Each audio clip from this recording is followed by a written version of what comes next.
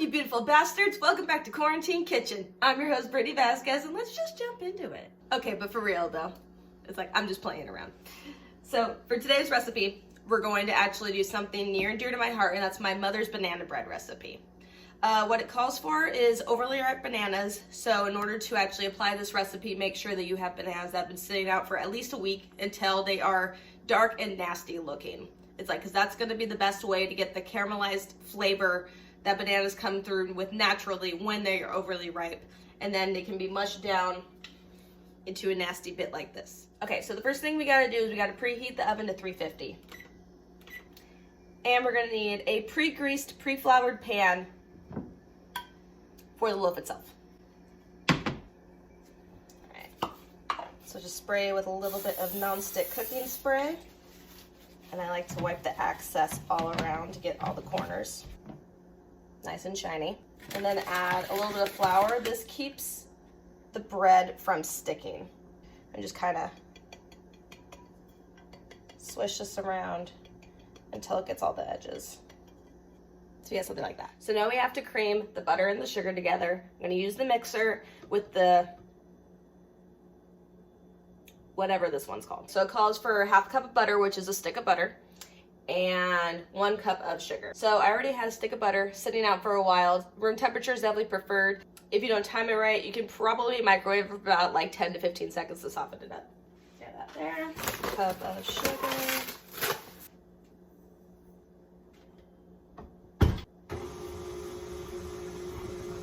And let that just mix together for a little while.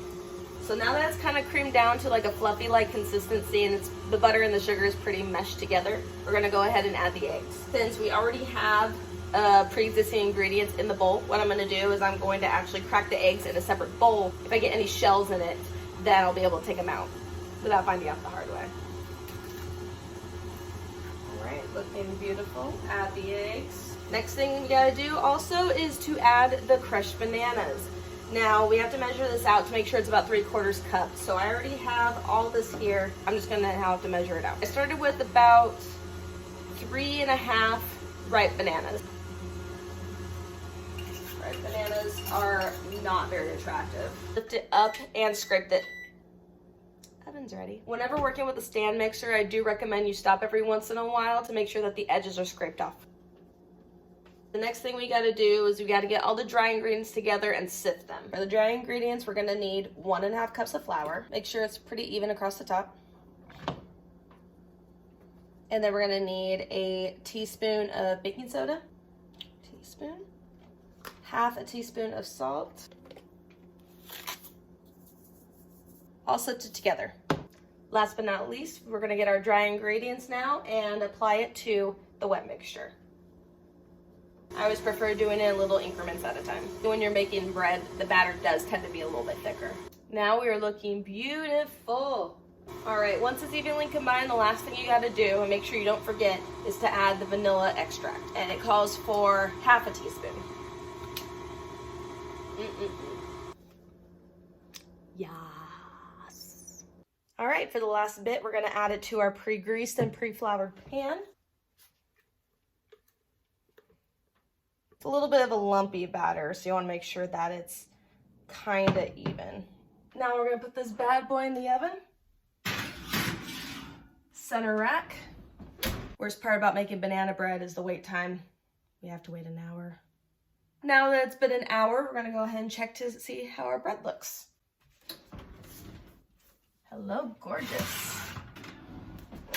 Usually I recommend to do this in the oven, but since I already know how my bread recipe works, we're gonna go ahead and check it with a toothpick just to make sure that it comes out clean. Beautiful. So now we'll just let it cool before we try it out.